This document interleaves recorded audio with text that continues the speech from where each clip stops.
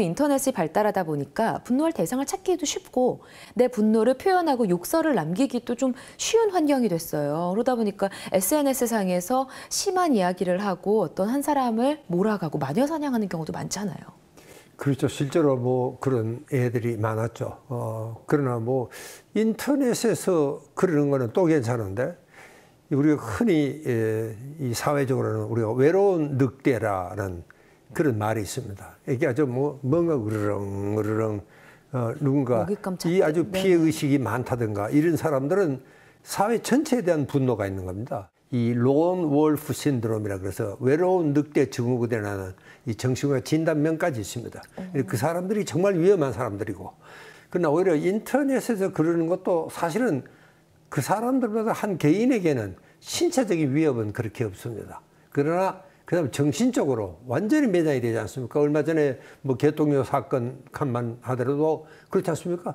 뭐 그 사건 하나에 대해서만 비윤리적인 면에만 우리가 비판을 하고 흉을 보고 하면 될 텐데, 이게 뭐 그 사람의 사생활 뭐 있는 거 없는 거 다 까집어내 가지고 완전히 인격적으로 말살을 시키는 거거든요.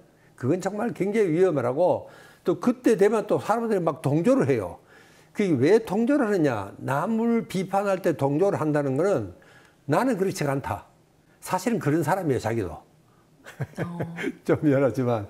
그러니까 자기는 결백하다 하는 것을 증명하기 위해서는 그 결백하지 않은 상대를 공격을 하고 아주 정말 성토를 해야지 자기 결백이 증명이 되는 거거든요.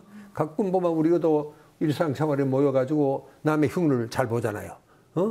정말 어떨 때는 보면 이게 치명적인 거예요. 전혀 근거도 없는 이야기를 만들어내거든요.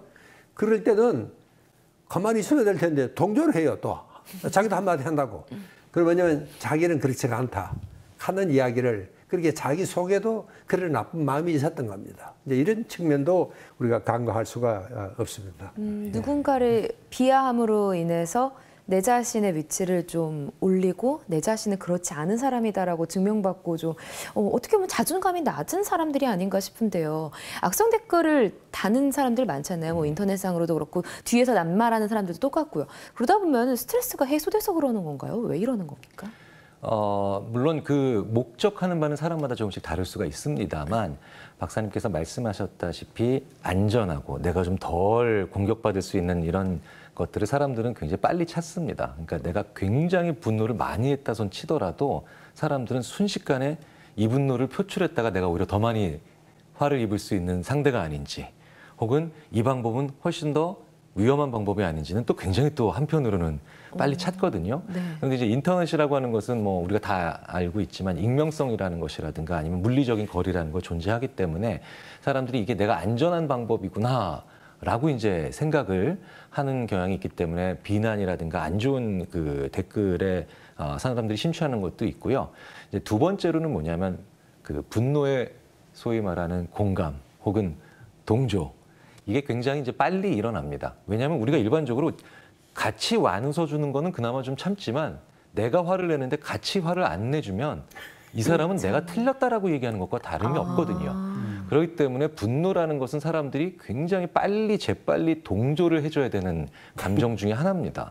그러니까 사람들이 순간적으로 자기 의견이 없었음에도 불구하고 동조를 해버리고 난 다음에 의견을 사후에 만들어버려요.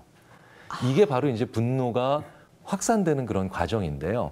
그래서 꽤 많은 우리 사회적인 이슈들, 뭐 FTA도 있었고 예전에 이제 뭐 파병 문제도 있었고 이런 여러 가지 그런 이슈들이 보면 굉장히 많은 사람들이 분노하고 결과적으로는 그랬지만 실제로 그 이슈에 대해서 핵심적인 사항들을 알고 있는 사람들은 거의 없었습니다. 자세히 모르는데 그러죠. 맞아요. 그게 바로 뭐냐면 상대방이 틀렸다라고 얘기하지 않기 위한, 혹은 상대방이 틀렸다라고 말하지 않기 위한 우리의 어떤 그 사회적인 기제가 발동하는 어떤 안 좋은 결과들이라고 볼 수가 있겠죠.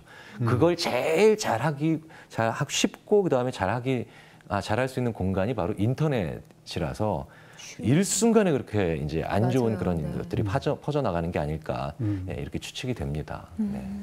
그래서 그게 분노 감정은 행복 감정보다도 전염 속도가 뭐 10배가 빠르다든가. 그러니까 이제 이 쉽게 분노하는 사람들을 우리 언론에서는 거의 분노 중독이다, 뭐 그렇게 표현하더라고요. 그런데 나는 그건 참 재밌는 표현이라고 생각하는데, 그런데 이제 뇌과학적으로 보면은 뭐 분노 중독이라는 말은 없고 이 편도체 과열 상태 혹은 또 편도체 과민 상태 이렇게 부릅니다.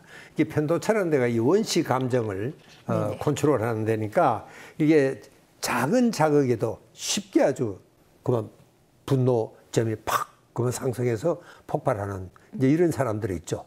그래서 이제 정말 뭐 그냥 언론에서는 마치 분노가 중독이 된 사람처럼 보일 수도 물론 있죠. 그러나 사실은 그것은 편도체가 굉장히 과민 상태거나 과열 상태이지만 작은 자극도 쉽게 확 그만 화를 내가지고 뭐 주변 사람을 깜짝 놀라게 하는 뭐 이런 경우도 많습니다.